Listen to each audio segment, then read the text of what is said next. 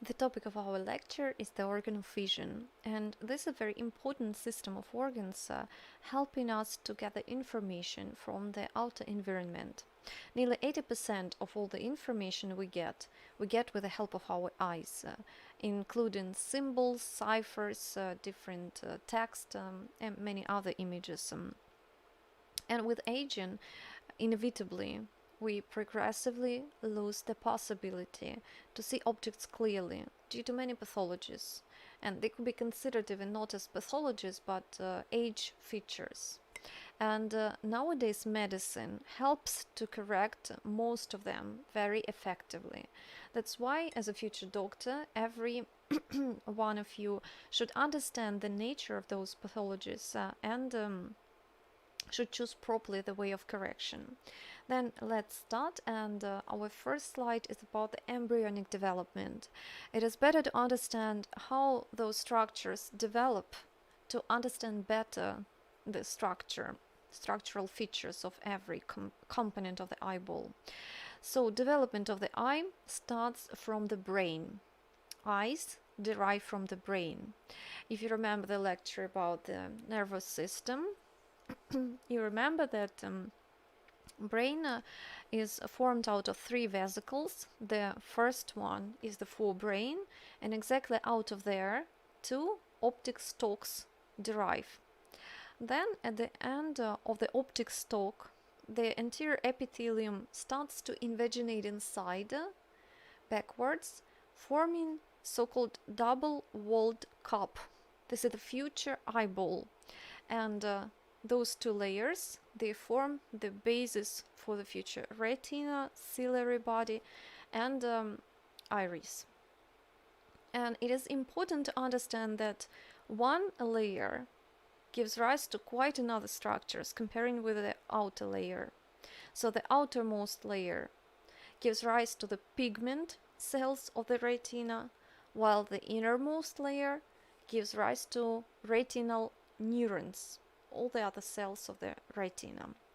At the same time, opposite to the eyeball, opposite to this cup, quite on its surface, the ectoderm, skin ectoderm, forms the thickened region, which is called optic plecoid, and this region starts to invaginate, forming the future lens.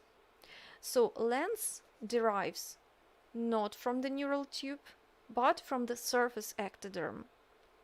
Okay, and the third source of the eye development is the neural crest, which forms the mesenchyma around the eyeball, and it gives rise to many pigment cells and many other structures, including the ciliary muscle, which are very important in the function of the eye. So let's look at this embryo and find those structures we have just discussed.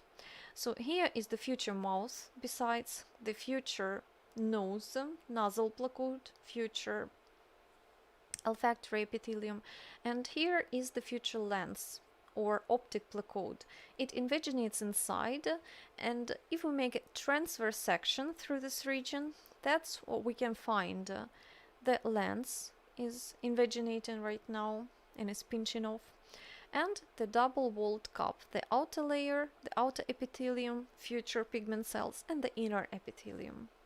Okay, and here the information is given in a text. I wouldn't repeat it, and with the help of this text you will revise it properly.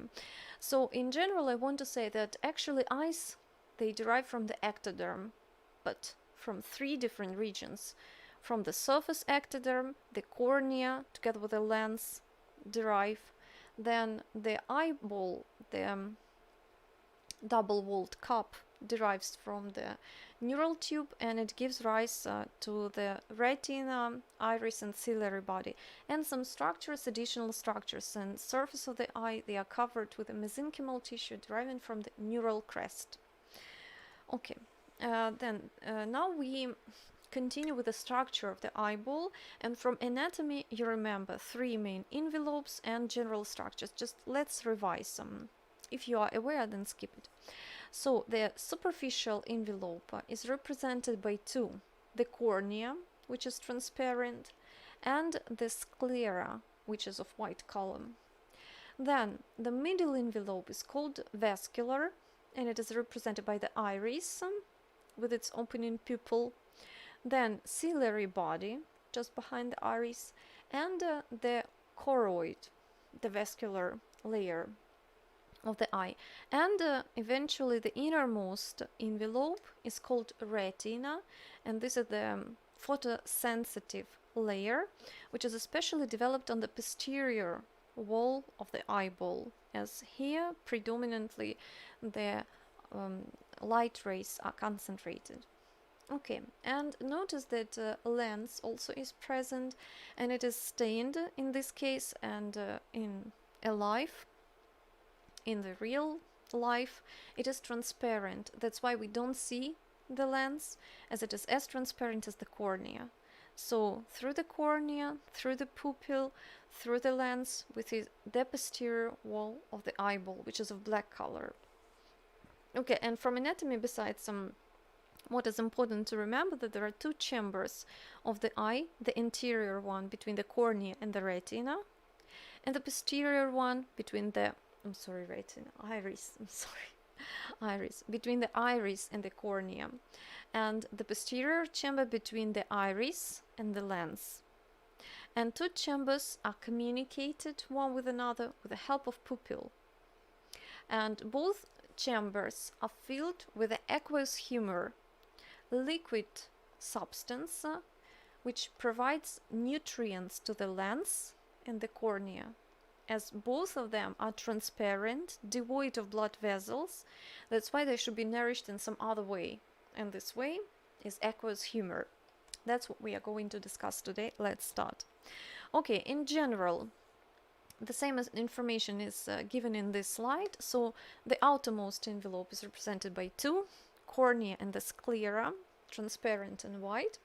Then vascular envelope is represented by the choroid, iris, and ciliary body, and here is the retina. So the specimen, I pay attention to the specimen. You should not only recognize them, but also to distinguish different details. Let's do that together. So the specimen from the practical lesson is called posterior wall of the eye, and it includes not only retina, as most of students think, but as well choroid. Here it is highly pigmented, is of black color, and the outermost sclera with its collagen fibers in a high amount and fibroblasts scattered there. And now we start to investigate the eye from the outermost envelope. And first of all, we should pay attention to the cornea, transparent part of the eye. Cornea, it has 5 layers, not very difficult to remember. The outer and the inner one are represented by epithelial tissues. Under every epithelial tissue there is a basement membrane, here and there. And between them, the thickest layer is the stroma. That's what you have to distinguish in the specimen.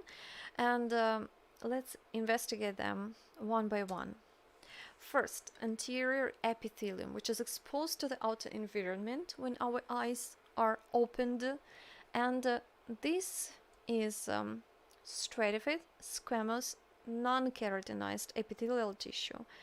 Why non-keratinized? Because of course keratin would not be transparent and would diminish the possibility to see. Cornea should be perfectly transparent. Then it is highly regenerative, and the regenerative turnover is around 7 days. The next information, that cornea contains no blood vessels, but in the anterior epithelium there are many free nerve endings, providing the feeling of pain and the corneal reflex. So once we touch the cornea, eyelids blink, and this is what we call the corneal reflex. This is the protective reflex, helping to prevent the damage of the eye.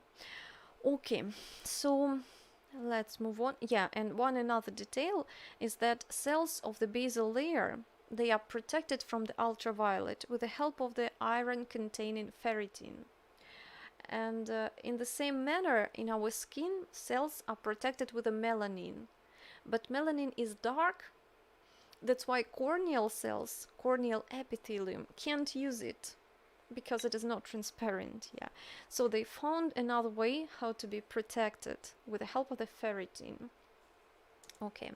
Next, Bowman's membrane. Anterior epithelium rests on the rather thick Bowman's membrane. It is important to remember the name of the author, Bowman.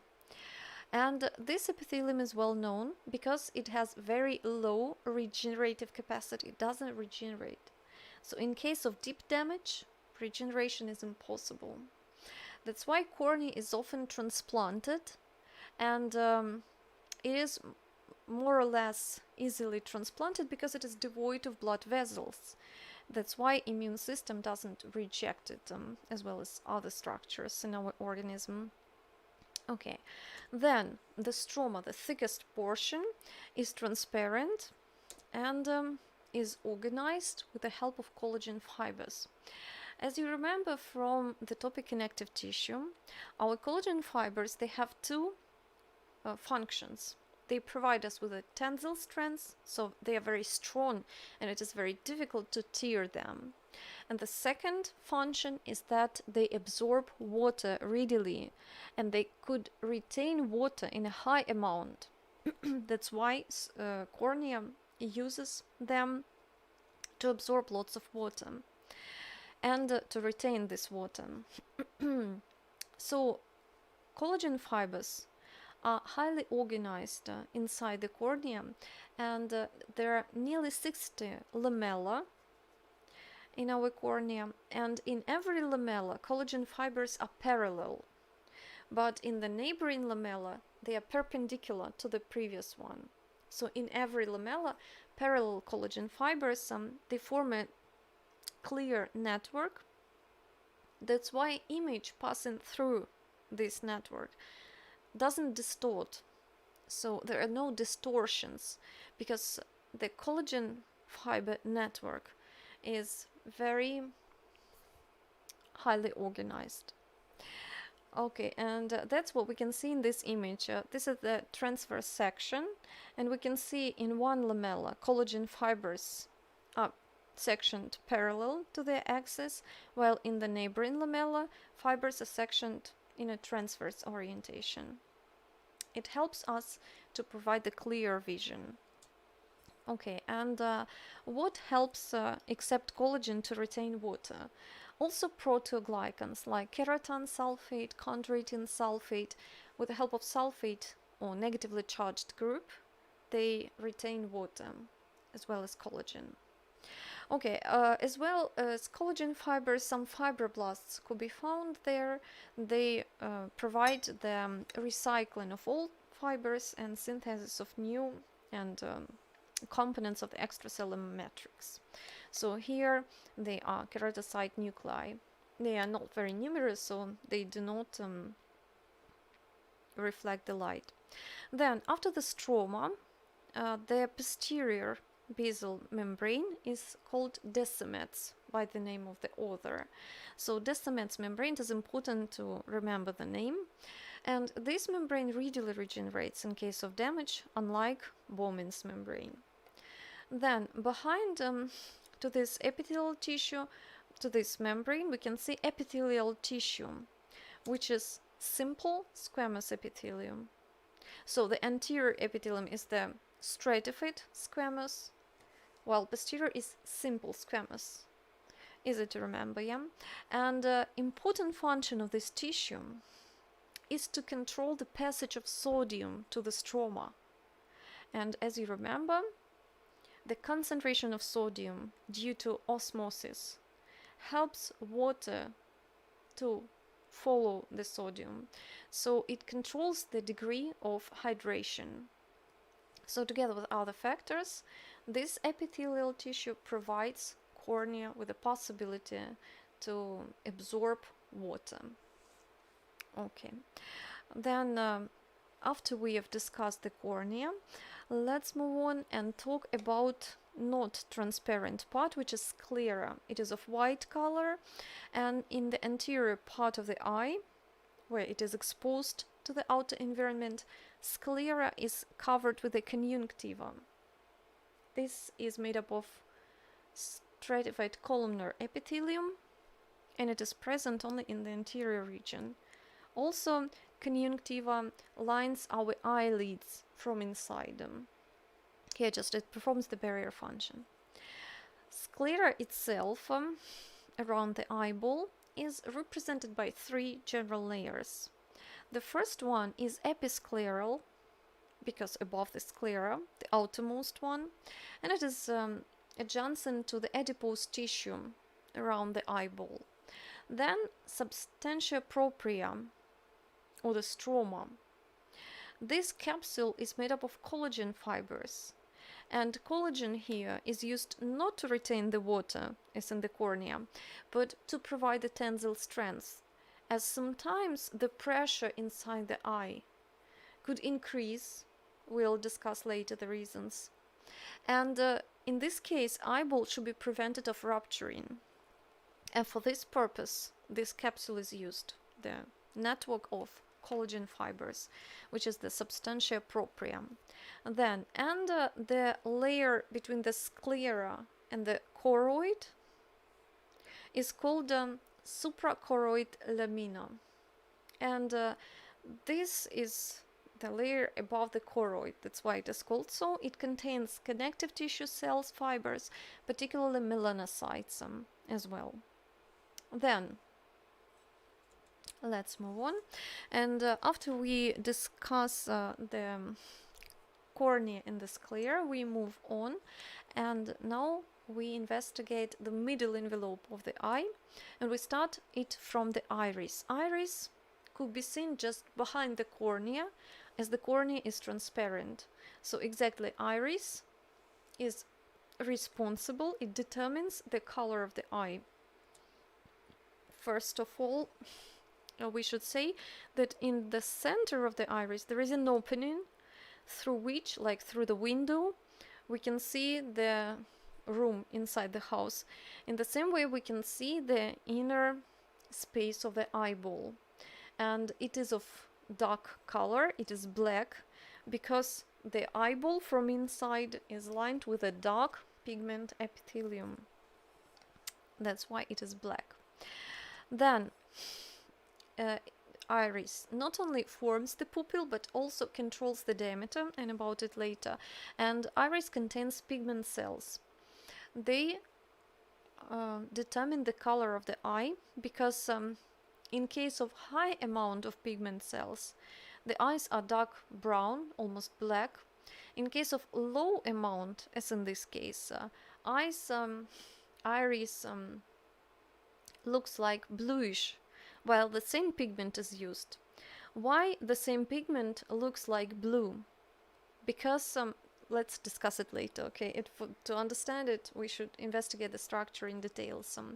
But what should we say also here at the beginning is that iris, the general function, is not to determine the color of the eye, but all girls, they answer that iris determines the color. Of course, it's very important, aesthetic function, attraction, but the general function is to regulate the diameter of the pupil.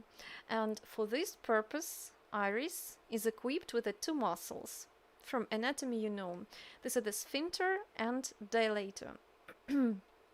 Sphincter is located close to the inner margin, while dilator close to the outer margin of the iris. So sphincter closes the pupil and dilator opens it. Sphincter works under the parasympathetic system, while dilator is under the sympathetic nervous system. And when the diameter of the pupil changes, first of all, it changes the diameter depending on the degree of light. In case of bright light, it closes. In case of low light, in a dusk region, then pupil get opened with the help of dilator. And this mechanism helps to regulate the amount of light reaching our photoreceptors, and it protects photoreceptors from being over bleached in case of too bright light. Okay, so now let's discuss the structure of the iris in detail. If we make a cross section, we'll find out that the posterior wall is made up of two layers of epithelial tissue, and they exactly derive from that eye double-walled cup, which derives from the neural tube. So here we can see that the outer epithelial tissue fuses with the inner epithelial tissue. So here is exactly the margin of the embryonic eyeball.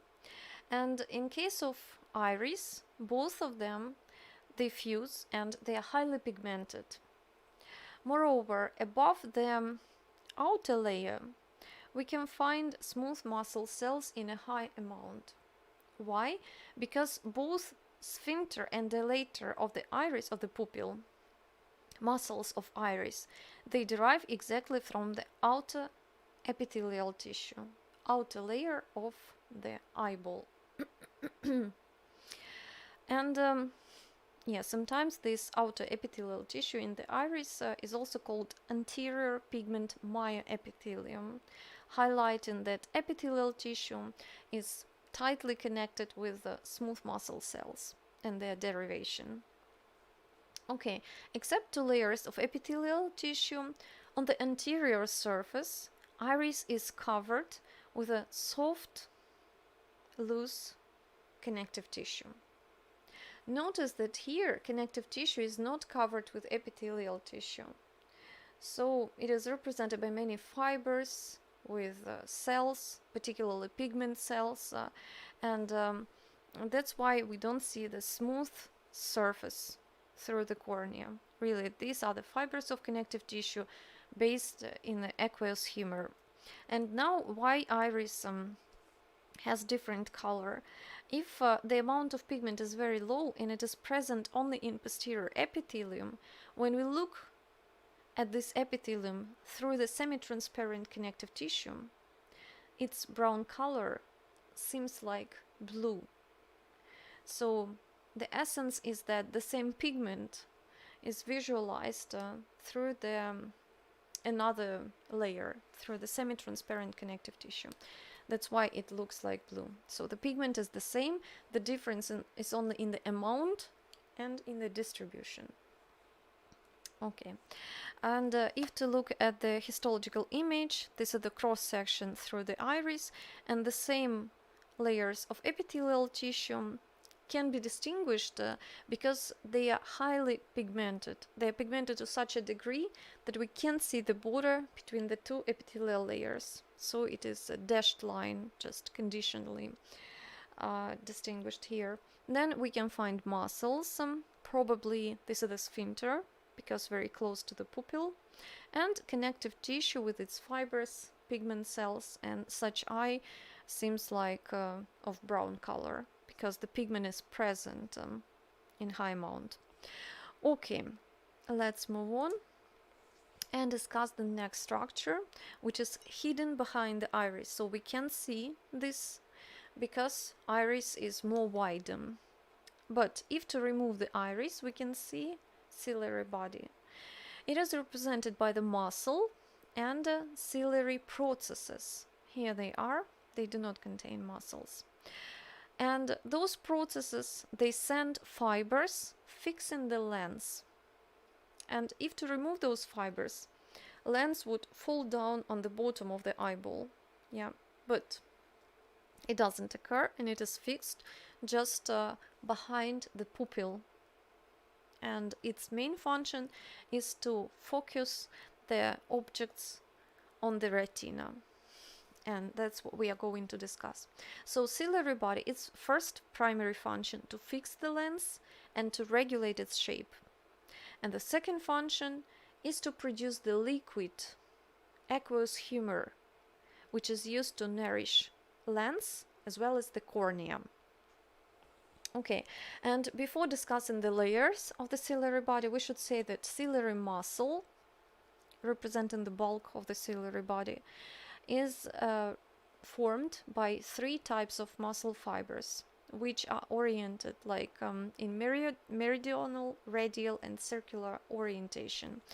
Altogether, they have very important function to regulate the diameter of the ciliary body.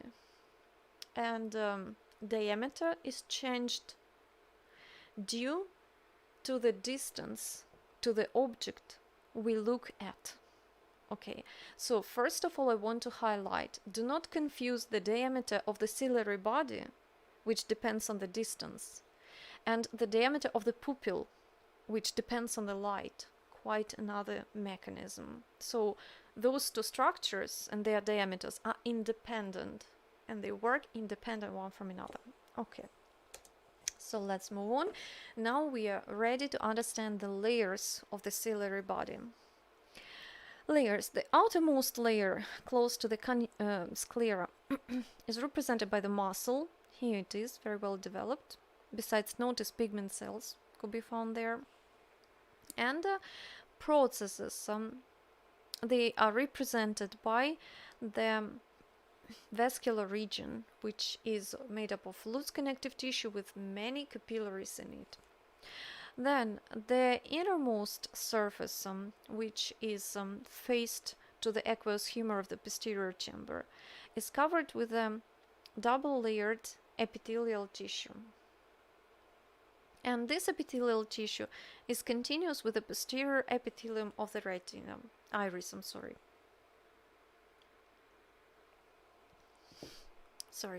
So as we have just discussed, the iris, here it is with its connective tissue and two layers of pigmented epithelium. In the ciliary body, we can see the same epithelial tissue with only one difference. The inner epithelium, the innermost, is non-pigmented. So ciliary body also has two layers, the outer pigmented while the inner is non-pigmented. Okay, now we are ready to understand how it works and why this non-pigmented epithelium is so important. And first of all, we discuss the function of the ciliary body to produce the aqueous humor, which is needed for nourishment and waste disposal. The aqueous humor is produced by the filtration of the blood through the epithelial tissue, and exactly the inner non-pigmented epithelium controls the quality and the content of this fluid. Why? Because those cells, they are interconnected with the tight junctions, and you remember those junctions, they insulate the intercellular space, so liquid can't pass between the cells, only through the cells.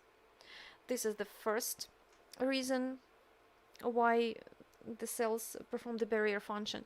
And the second reason is that between the cells' tight junctions, they allow the water to pass through. So water is filtrated between the cells, but all the other molecules only through the cells. That's why we talk about the blood-aqueous barrier. Between the blood and the aqueous humor, there is a barrier. And as in other places of our body, blood plasma is filtrated through the capillary wall. Here, except capillary wall, there is additional barrier, which is made up of non-pigmented epithelial cells and their tight junctions. Okay, hope you understand, and it is very important because some drugs do not cross the barrier and because it has the protective function.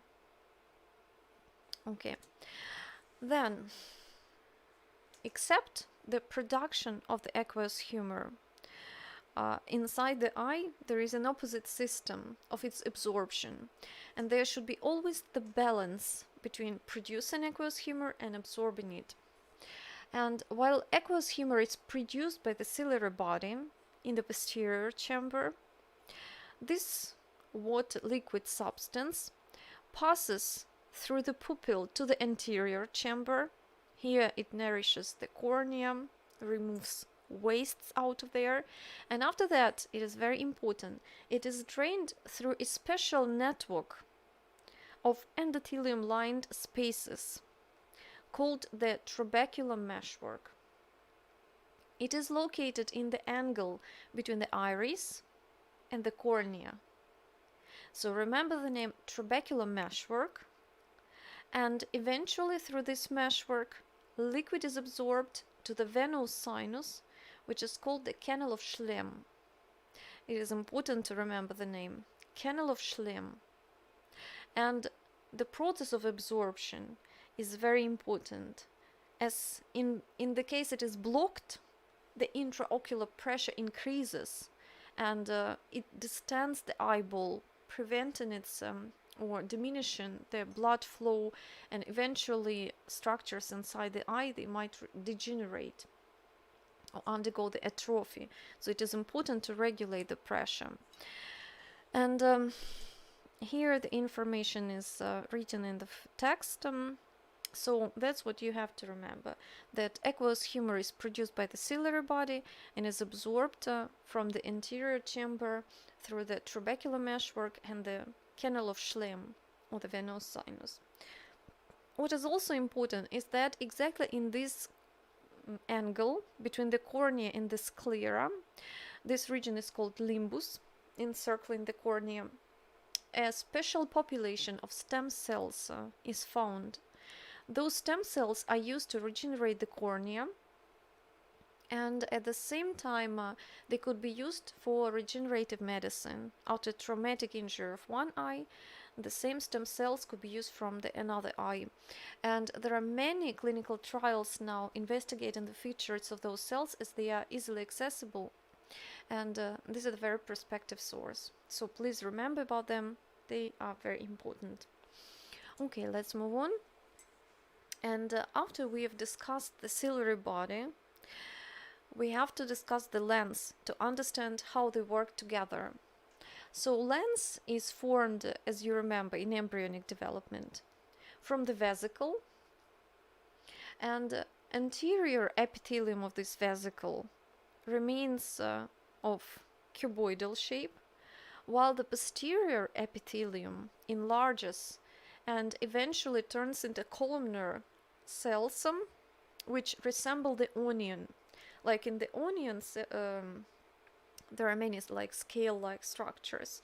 In the lens, we have many scale-like cells, and those cells, they lose all their organelles, even nuclei, and store and sequester a special protein which is crystalline, providing the transparency. So notice, very important, there are no blood vessels, nerve endings in the lens. So it is transparent, and its regenerative capacity is hidden in cells located around the equatorial plane.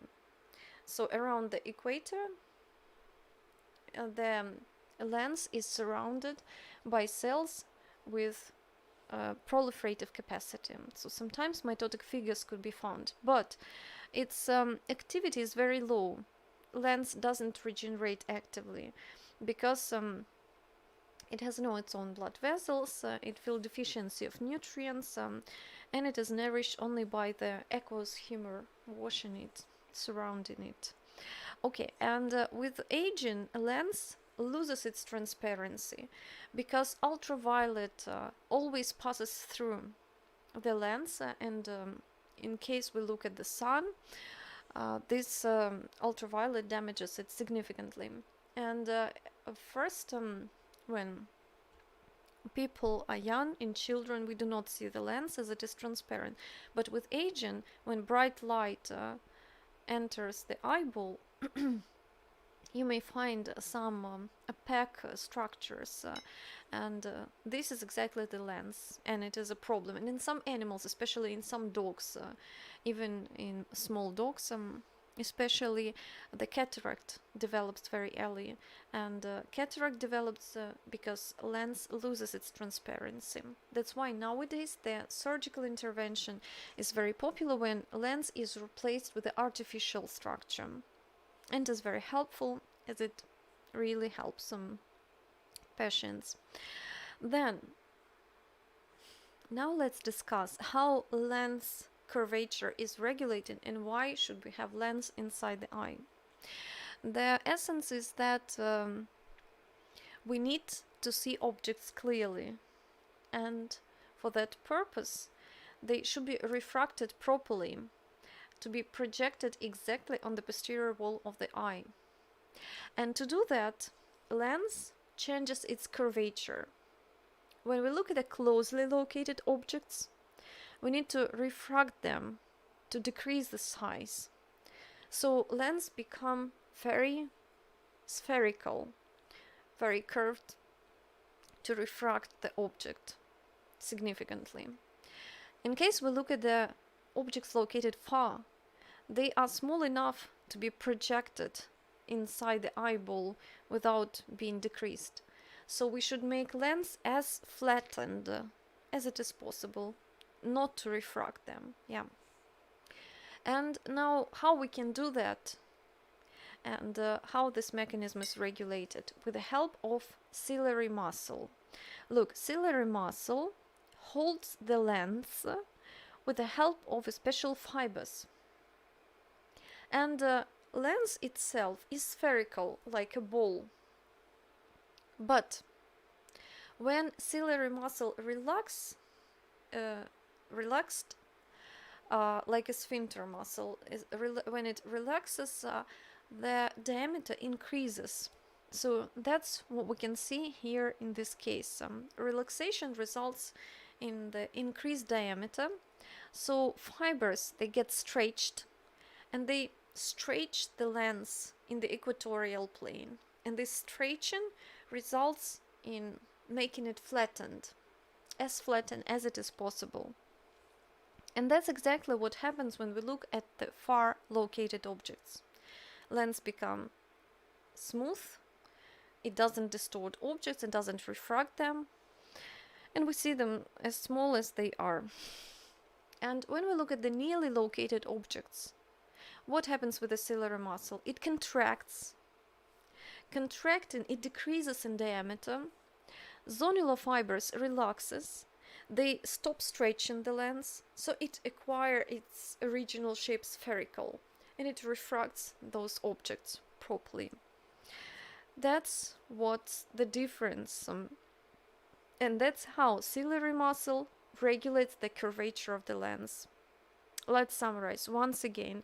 When we look at the far located objects, muscle relaxes, diameter increases, and lens is stretched, it becomes flattened, not to refract the object. When we look at the closely located object, muscle contracts, fibers stop stretching the lens, and lens returns to its initial spherical shape. And when it is spherical, it refracts the objects, decreasing their size. That's why when we read a lot, especially when children start to go to the school, they lose the possibility to see objects located far, because they read a lot and muscle is always contracted, and it is over contracted, so it can't after that relax properly. That's why children start wearing glasses, especially when they start to go to the school. Okay, and the question is, why with aging we can't read the text? We should put it a little bit far from us, because the lens loses not only its transparency, not only cataract develops, but also lens loses its elasticity. So even when the ciliary muscle is contracted, lens can't return to its initial spherical shape, because it was so many times stretched and again returned to its initial shape. So it changed its shape so many times that eventually it loses the possibility, and this mechanism is violated. So let's summarize. This mechanism is called accommodation. Accommodation, this is the possibility to see objects on different distances, and it is realized with the help of ciliary body, ciliary muscle, and the lens. Once again, do not confuse this mechanism with the pupil and the iris. Iris changes its diameter due to the light. Okay, and the mechanism to change the diameter of the pupil is called adaptation, while accommodation is the adaptation to the distance, because in some textbooks those mechanisms are confused, so be attentive. Okay, let's move on. And it was one of the most complicated part of the lecture, so don't be afraid. No, everything's much more easy. Okay, after we have discussed the outermost envelope, here the sclera is. Now we are interested about the middle layer, the choroid, the third part of the vascular envelope. So choroid is represented by the suprachoroid lamina. We've already discussed it because it is located on the border with the sclera. Then stroma of the vascular envelope contains many melanocytes. That's why choroid and vascular envelope is sometimes called uveal envelope, because uvea means the grape. And if you imagine a grape, its envelope is of dark color, and if to remove it, we'll find jelly-like berry inside, like the vitreous body inside the eyeball. So our eyeball, it resembles the house with white walls on the outside and black wallpapers inside. So vascular envelope is completely black. And if to remove the white envelope, the eyeball will turn into black color. Okay, then the last layer, the deepest, is the choriocapillary layer, contains many capillaries, nourishing retina particularly. Of course, retina has its own capillaries, but this layer also provides some nutrients to the photoreceptors. And what's important to remember also, that between the choroid and the retina, there is a special Bruch's membrane. And this membrane is very thick, and actually it contains 5 layers. I didn't put them here. I don't think they are very important, but it is not very difficult to remember. In this membrane there is a middle layer of elastic fibers. Then by each side they are surrounded by collagen fibers, and by each side they are surrounded by the basal membrane. On the outer surface, basal membrane of the choriocapillary layer. On the lower side, the basal lamina for the pigment cells of the retina. So 5 layers, not very difficult to remember. Okay, let's move on. And now besides here this membrane is shown exactly between the pigment epithelium and the vascular envelope. And now let's discuss the essence of this lecture. This is the structure of the retina. Let's understand how it works. So retina has 10 layers, but don't be afraid. It's not very difficult to remember if you understand the logic. First, what you should remember, that there are 4 types of cells. There are many more, but please remember at least those. Pigment cells, photoreceptors, like rods and cones, you know. Then bipolar neurons and ganglionic cells. Not very difficult, right? So those 4 cells, they are organized exactly into 4 layers. Pigment cells, besides, they derive from the outer layer of the cup in the embryonic development. They represent the first layer themselves. Then photoreceptors, they are divided into the outer segment, which literally, directly interacts with the light and generates the nerve impulse. Then nuclei of photoreceptors, they form a distinct layer. So just after the photoreceptors layer, there is the external outer nuclear layer. Let's not talk about external limiting membrane, we'll discuss it later. Okay, so after the photoreceptor layer, there is an outer nuclear. It contains nuclei of those photoreceptor cells. Not very difficult. Then next layer contains synapses of photoreceptors with bipolar neurons, and it is called plexiform layer.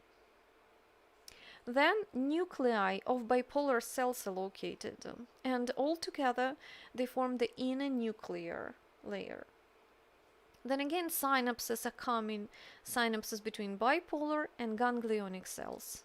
So that's what we call the inner plexiform layer. Plexiform because plexus, like a network. And here neurons, they interconnect one with another, forming the plexus. Besides, why retina? Because reta means network, yeah, like endoplasmic reticulum. And that's why it is called retina, because it is represented by interconnected network of neurons. Okay, eventually ganglionic cell layer, ganglionic cells. Then optic nerve fibers. Actually, these are the axons of those ganglionic cells. So 8 layers are easy to remember because those 3 neurons, they have their nuclei and synapses in different layers. And what do we have to add? These are the inner and the outer limiting membranes. Those membranes are formed by Müllerian cells, which are glial cells.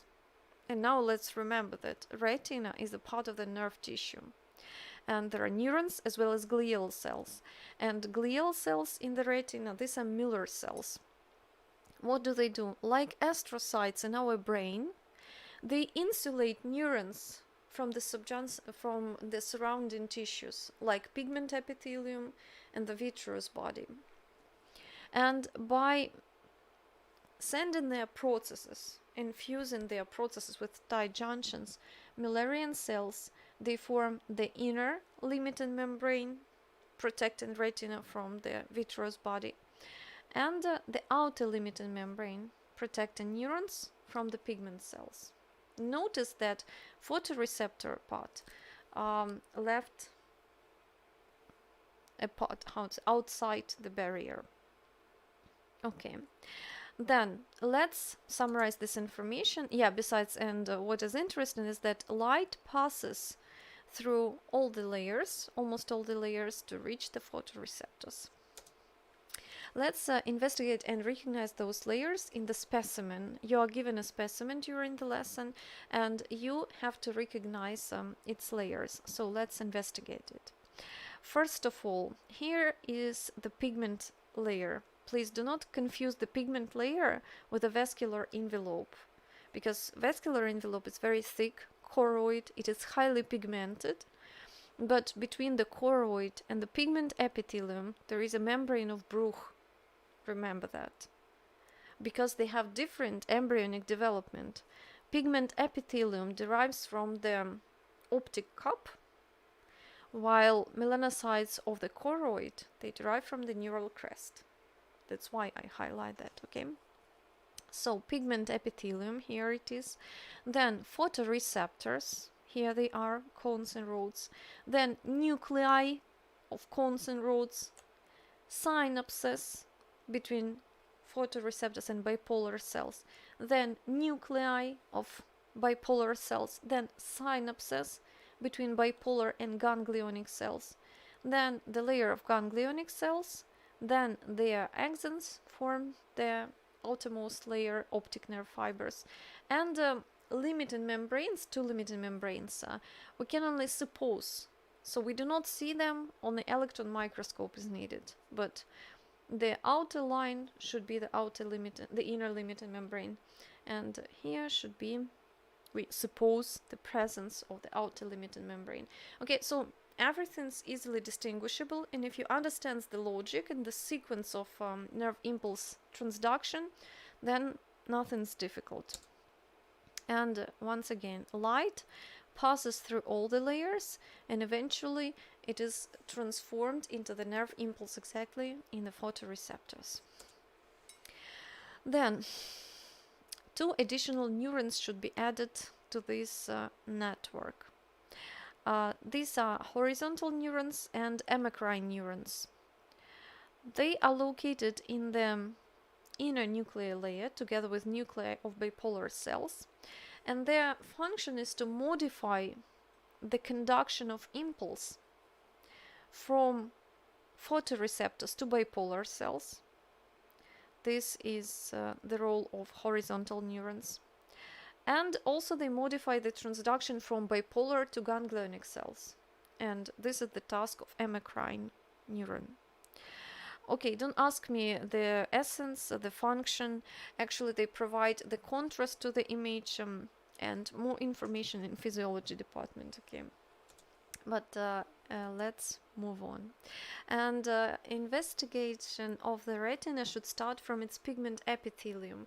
Why our eyes are lined with a black pigment from inside? First of all, of course, it absorbs the light. You know that dark black color, it absorbs light, while white, it reflects the light. Yeah.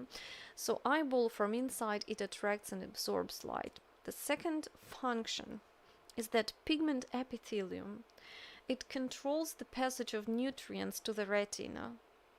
You remember that in the choroid, just one of the outermost layer is the choriocapillary layer. Many capillaries are there, and through capillaries, nutrients, they diffuse to the retina through the membrane of Bruch and through the pigment epithelium. And tight junctions between the pigment epithelium helps to control the passage of nutrients. So this is the part of the ophthalmic barrier. There are two barriers in our eye. One in the ciliary body, we have already discussed. It controls the filtration of the aqueous humor. And the second is the pigment epithelium of the retina. It controls the passage of nutrients to the retina. Okay. Then it participates in the recycling of visual pigments. So we use a special pigment to generate the nerve impulse in the retina, and pigment cells help to recycle it. Then also they phagocytose and dispose the discs and semi-discs of rods and cones. That's what we are to discuss a little later. Also, one more function is not added here, is that in case of too bright light, melanocytes, pigment cells, they send long protrusions to the photoreceptors, and they hide photoreceptors among them. So their function is to protect our receptors from too bright light. And here we can see in case of darkness, in case of dusk, the pigment cells return their processes to the cell, and they stop hiding the photoreceptors. Then, after we have discussed the layers of the retina, pigment cells, we should understand perfectly the structure of photoreceptors. These are cones and rods. From school, you remember rods, they work at night and in the dusk. Cones, they work under the bright light. Daylight is needed, so they do not work in the darkness, but they are much more qualitated. So the quality of the image obtained with the cones is much higher, because we can read with the help of cones, but in the evening, when the light decreases, we can't read. That's why, because cone rods, they do not provide the same quality of the image. What about the structure? Both cells are neurons, and they contain next regions: the outer segment, then the inner segment, then they help the region of the cell where nucleus is located, and then they have the fiber, which is the modified axon, through which the impulse is conducted to bipolar neurons. So the outer segment is the modification of the dendrite. With the help of the outer segment, the information is received, and with the help of the axon, it is further conducted to the next neuron. What is the difference between the rod and cone in their structure? Both, they have a stack of membranes in their outer segment. So in the rod, these are the discs resembling a stack of coins, while in cones, these are the semi-discs, because they do not pinch off from the membrane, but instead, like a hairbrush, they just invaginate inside them. And in cones, they form tapered shape, while in rods, the same thickness along, at the same diameter along all the lengths. So that's the difference. Once again, in rods we can see discs, in cones we can see semi-discs, only invagination of the membrane. They do not separate from the outer membrane. So why do we have so many layers of membrane in the outer segment? Because visual pigment is incorporated in the membrane. So increasing the surface of the membrane, we increase the amount of pigment, we improve our possibilities to see. Then what's there in the inner segment? All organelles are concentrated. Mitochondria, then Golgi complex, ribosomes, endoplasmic reticulum, and so on. Then I think this is in general all the information. One more detail is that outer segment is fixed to the inner with the help of the basal body. And that's why it is believed that the outer segment is the modified cilia, because as cilia is fixed with the basal body in the cell, the same is true for the outer segment of rods and cones. And let's skip it. Eventually, the information about the nerve impulse generation. First of all, we should say that visual pigment of rods and cones, they made up of the protein and vitamin A derivative, which is called retinal.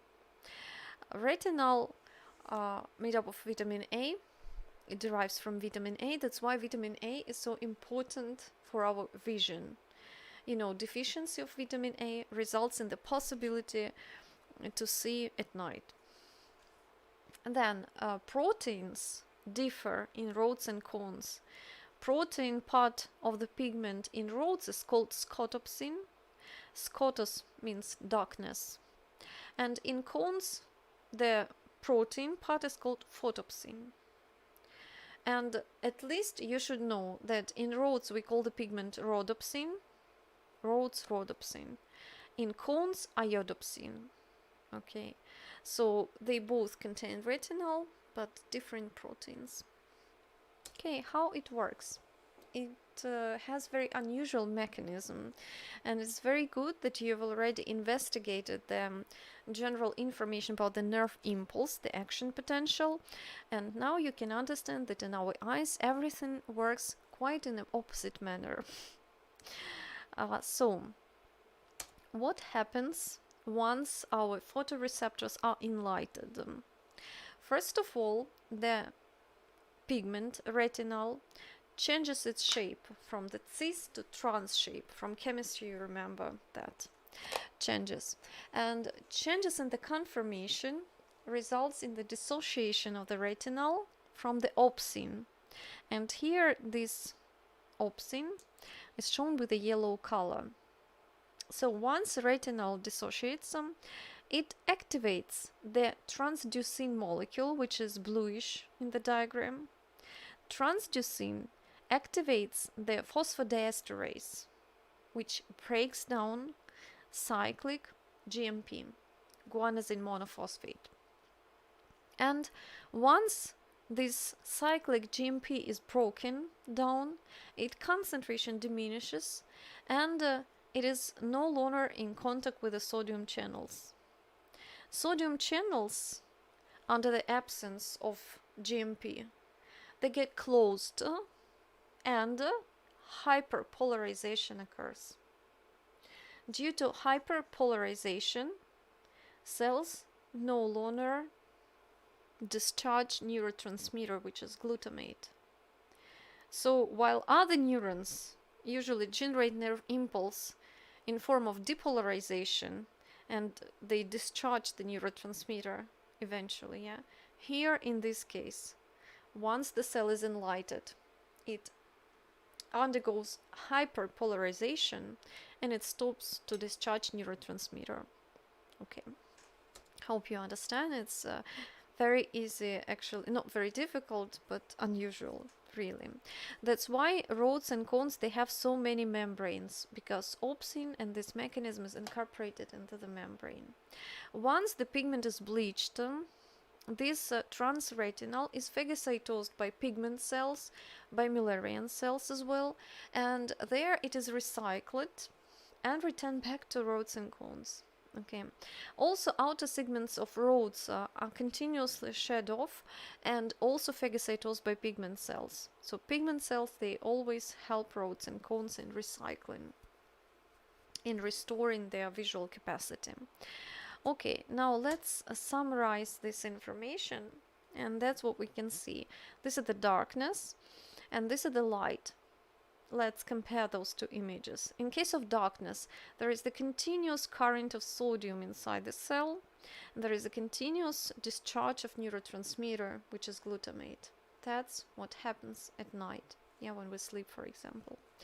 Once we wake up, we see the light. What happens?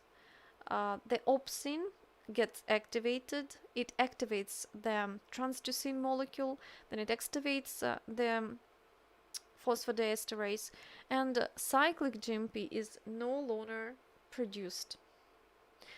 So sodium channels get blocked because in the darkness the cyclic GMP is present in high amount and they maintain sodium channels opened. Okay, let's not stop at this many times. If you need, just return back and see the video once again. Then, after we discuss almost all, only several things we have to discuss. So we almost complete. So yellow spot. Now we answer the question, why photoreceptors are located under all the other layers of the retina? Why should light passes through all the layers to reach the photoreceptors? Well, it would be much better to expose photoreceptors to the light, right? But no, our retina is considered as inverted, and our receptors are turned with their back to the light. And in the one region of our retina, there is an unusual situation. And exactly here we can see the objects with the highest quality. In the region called yellow spot or the fovea centralis, some features help to improve our visual possibility, help to solve the problem of the inverted retina. How it is realized? First of all, here the highest concentration of cones. Notice almost no rods here, only cones. Then the other layers of the retina are shifted to the periphery. That's why we call this region fovea, because this is invagination-like structure, because layers are removed, making the minimal distance between the light and photoreceptors. And the last aspect is very, very important. Here, every cone is in contact with one bipolar cell, and one bipolar is in contact with one ganglionic cell. So here, every cone is one dot of our image. You know, digital image is made up of dots, pixels. And our eyes are made up with the same principle, but our pixel is the cone. And in the region of the yellow spot, every cone is one pixel, because the information from each cone is taken into account. What about another layers? What is the ratio in another regions? Let's return back to our slides and let's investigate the specimen. Usually that's what you see in the specimen. Notice here how many nuclei of rods and cones are there, how many nuclei of bipolar cells we can find here, and how many ganglionic cells. In other regions of our retina, the information from many cones is collected by only one bipolar cell, and many bipolar are converged on only one ganglionic cell. So these all photoreceptors, they generate the impulse for only one ganglionic cell. So this region of retina is only one pixel. Okay, so what's the difference between the quality of the image, which is captured with a yellow spot, and all the other regions. The differences in the resolution capacity. In the region of the yellow spot, there is the highest concentrations of dots per inch, cones per inch, okay, while in the surrounding regions, the concentration of cones per inch decreases significantly. And you can check the difference, despite we don't see exactly, we can distinguish the difference in the resolution capacity, but you would try, when you look at the text, try to read something in the book, in the page, and when you look directly at the text, you see clearly the words, yeah? And now try not to move your eyes, but at the same time, try to read the text around the center of the vision. You wouldn't distinguish words, because despite we see a lot of information, we can see clearly on the objects we are looking at, because exactly those objects are projected to the yellow spot. All the other objects are projected to the region around it. Okay, and now you know why the quality of the image is better in the yellow spot. So you should know all those factors. Then, yeah, the direction of the light. Then another spot, another feature of the retina, another special place, is the blind spot, and here quite opposite situation occurs. As retina is inverted, as you can see, our receptors are projected not towards the light but in the opposite direction. The information collected from the retina should be delivered back to the brain, yeah, and for this purpose axons of ganglionic cells, they should span the retina. They should cross the retina. And of course, in this place, there are no receptors. And we can't see anything in this region. Of course, there is no blind spot in our field of view.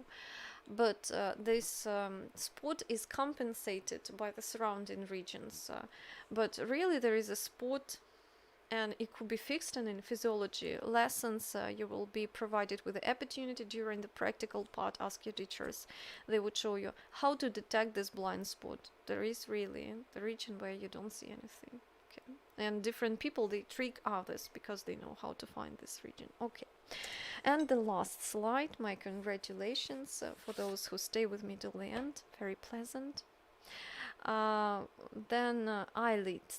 After we have discussed the eyeball, eyelids, we do not discuss all the details because eyelids, they are covered with the skin. You already know what is about the epidermis, layers of the skin, about the structure of the hair. So eyelashes, these are modified hair. And what should we say? Yeah, from inside, eyelids are covered with the conjunctiva, which covers also the sclera, not cornea. I already said about it. And inside the eyelid, there is the dense portion of connective tissue, which is called tarsal plate. And it is well known because there are 20 to 25 sebaceous glands are located. Those glands are more or less large, and they are frequently inflamed or infected. They get infected, so you should know about them. They are frequently get inflamed. And now let's summarize. Sebaceous glands in the eyelid, there are two types. One of them, these are tarsal glands or Bowman glands. And another sebaceous glands, they are associated with eyelashes. Typically, like with all hair follicles, sebaceous glands are associated. So typical sebaceous glands and tarsal glands. Both, they produce sebum to lubricate the eyelashes, the same functions. Then epicrine sweat glands are located here. About those glands we also talked during the lecture about the skin. And at last, accessory lacrimal glands. They produce tears to lubricate the surface of the cornea, of the conjunctiva of the eye. So that's what you have to remember. And that's all for this lecture. Thank you for staying till the end. Thank you for subscribing to our channels, for your comments and for your questions.